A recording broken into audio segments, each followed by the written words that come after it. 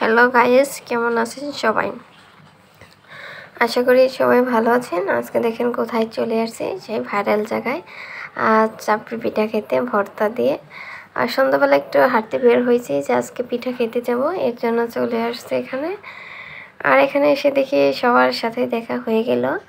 আর রাত্রেবেলা ওয়েদারটা এত ভালো ছিল, আকাশের ভিউটা অনেক ভালো ছিল, এর জন্য শুধু আকাশের ভিডিওটাই করলাম। অনেক ভালো লাগছিল। আর এই জায়গায় সবাই চলে আসবেন চাপড়ি পিঠা খেতে, এত ভালো ওনার চাপড়ি পিঠা খেতে,